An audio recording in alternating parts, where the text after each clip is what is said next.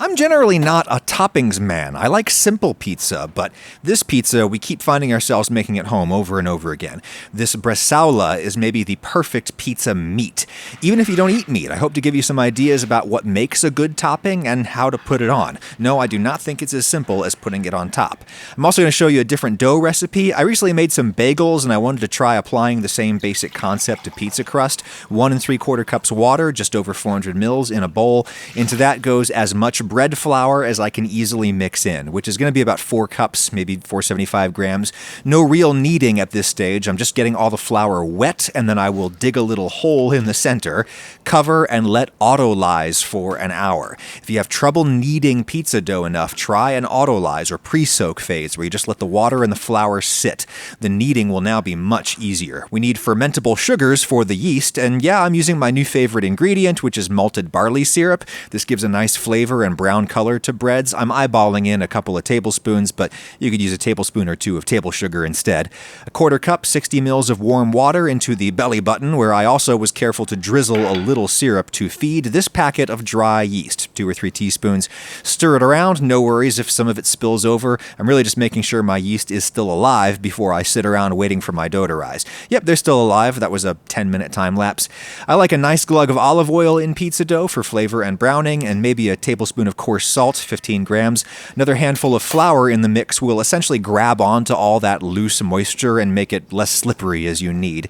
If you just soak your flour in plain water for a while, enzymes basically pre-knead your dough for you. Check how elastic that already is. This is going to take 5 minutes of kneading at most until it feels solid and stretchy. People make a lot of claims about the autolyze improving flavor and texture. I think those claims are overblown, but it definitely saves labor.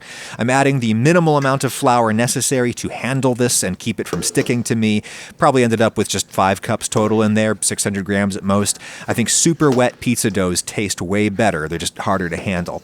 And I'll do one thing I don't normally do for pizza, which is a bulk ferment. Cover this up and let it do a preliminary rise for an hour or two until it's big and puffy. Now I'll punch this down and divide it into 4 individual balls for 4 individual pizzas. If it feels like I need to dust on some more flour just so I can handle it, I will. That's fine. So yeah, I'm going to rise individual balls again in oiled containers like I normally do. I find doing a bulk ferment ahead of this gets you a different texture in the finished pie. I'm not sure I prefer it, but I like it. It's chewier and it puffs up more in the oven if you do the bulk ferment. No need to get those balls really smooth and perfect. They're so soft, they're just going to melt into the container. And yes, I use a lot of oil. This is a sticky dough, so it's going to be hard to get out later without oil, and the oil tastes good on the crust. Use the dough to paint the oil around everywhere. Seal those guys up, and you can rise them for another couple hours on the counter before baking, or I do think you get better flavor if you throw them in the fridge and wait a day or up to a week. In the meantime, I'll purchase the indulgence of all that bread with a low-carb breakfast from Magic Spoon, the sponsor of this video. Magic Spoon is the high-protein, grain-free cereal that tastes like a sugared-up kid's cereal and yet isn't terrible for you. Hey, real talk. Some people have asked me why Magic Spoon isn't as cheap as conventional breakfast cereal. Well, why is that stuff so cheap? Because it's made of grain. One of the main reasons why most of us probably eat too much grain is that grain is incredibly cheap. That's why it's in everything. Chocolatey. And instead of being grain, this is chiefly made of milk protein. I choke down protein shakes all the time. In contrast, I actually like this, and it's 0 sugar, just 4 net grams of carbs, a whole 13 grams of protein, and guess what, Brits? They're shipping to the UK now, Canada too. Hit my link in the description, build your own custom box of flavors, and save $5 with my code RAGUSIA. There's a money-back guarantee if you don't like it. Save $5 with my link and code in the description. Thank you, Magic Spoon. Okay, pizza sauce. My favorite sauce product remains this brand of ground tomatoes, but they only come in giant cans that'll top like 6 pizzas each, so I've gotten in the habit of freezing what I don't use in a bag. Easy to break off a piece and thaw it. You need at most half a cup, 120 mils, to top a single home oven-sized pizza. And today I'm adding some dried basil, dried oregano, a little garlic powder. Too much garlic detracts from the sweetness, I think. Grind in some pepper, a pinch of chili flakes maybe, a pinch of sugar, and a little glug of olive oil. Stir that up, and that's actually like twice what I need for one pizza.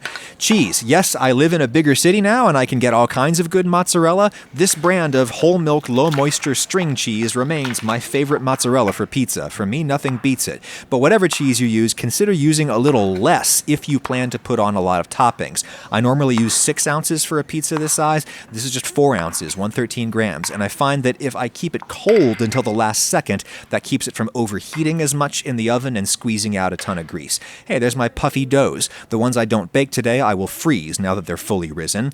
I love shallots generally, and man, they are the perfect allium topping for pizza. They're small and thin, so they don't overwhelm the texture of the pizza and they don't leak out a bunch of water. A half of one of those will be enough to top a pizza. I think a key to topping is to go easy, at least with a thin crust pizza. Too much stuff and the whole thing just becomes a sloppy mess. Now, the perfect pizza meat, bresaola, beef prosciutto. Looks and tastes great. It's very thinly sliced, which is what I want in any topping. And check out how little fat is in there. It's generally made from the eye of round, which is one of the hamstrings. It's a lean cut, so it won't leak as much grease onto the surface of the pie as something like pepperoni often does.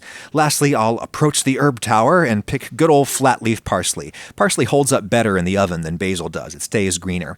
A little cornmeal on my peel and some flour. I've got a very sticky dough, so I really need to powder up this peel if I hope to slide the pizza off later. And I found the combination of cornmeal and flour is really magic. There's some composite effect when those two grain sizes are combined. They're just really good at keeping your pizza from sticking. But you got to make sure that you get it all the way around, otherwise the dough will catch on the wood of those edges. If your peel leaves an outline when you pick it up, that's a good sign. A super wet dough is easier to handle when it's cold, straight from the fridge, and I'm just letting gravity stretch it out for me as I turn it and pinch out that fluffy outer ring of crust. On it goes, and I can stretch it a little bit more on the peel if I need to. I don't care if it's round. I can bake a bigger oblong pizza in a home oven. I just want to get it stretched out a little wider than I want it because it's going to contract a bit before we're done here. Like I'm going to shake this a few times as I'm building it just to keep it from sticking, and see how it shrank a little when I did that? Sauce on, a very thin layer on a thin crust. Everything's got to be thin or else the pizza will be sloppy and floppy. A layer of Parmesan right under the mozz is great for flavor, and I've used the fake shaky cheese for pizza. It just tastes right to me. Okay, now I'm going to tear on a few big shreds of my bresaola. I think most toppings work way better if they are threaded through the cheese layer rather than sitting entirely on top of it. So with some of the meat down, now I'm going to put on some of my cheese, and I'm trying to partially cover the meat. Give it a little shake again just to keep it from sticking. A little more cheese, and then some of my little shallot strips. Then more strips of bresaola. Looks like a lot, but it's super thin. I only used about an ounce, 30 grams maybe. More cheese, partially covering the meat. My remaining shallot, and then I'll top with individual leaves of parsley, just for pretty. One more shake to make sure that's gonna release. I've had my pizza steel preheating in there for an hour on my oven's highest possible convection setting. This oven is way better for pizza than my last one. It gets way hotter, the convection fan gets more heat onto the sides of things, I get browner crust. Just 7 minutes of baking and I'll remove this directly to a cooling rack. People usually take it out with their peel. I like the rack because it'll keep the bottom crispy by letting moisture escape. Also, if you're impatient, you can do this rather undignified move I call the pizza wave. Air flows up through the holes in the rack and all around, and you can rapidly cool a pizza to eating temperature this way. You can also take it over to the sink and do the pizza shimmy. Shimmy it around and all the excess cornmeal and flour stuck to the bottom just brushes off and falls through the holes into the sink. I love that trick. And now we can finally cup this up. Still some grease leakage on there. That's going to happen especially in a home oven, which is not as hot as a pizza oven. Therefore, the pizza is in there for longer. Therefore, there's more time for fat to render out of meat and squeeze out of cheese. But that's still not bad. We have patches of deliciously browned cheese because we didn't cover all the cheese with toppings. We threaded the toppings through the cheese. And we have bits of crispy browned bresaola, but also chewy soft bits underneath the cheese. Again, thanks to the threading. And the whole slice has excellent structural integrity as you bite through it. This is because we didn't over-top it, and again, because we threaded all the toppings through the cheese. The toppings function like rebar inside the concrete of cheese. That's maybe not the most appetizing pizza analogy I've ever come up with, but this may be the most appetizing pizza I've ever come up with.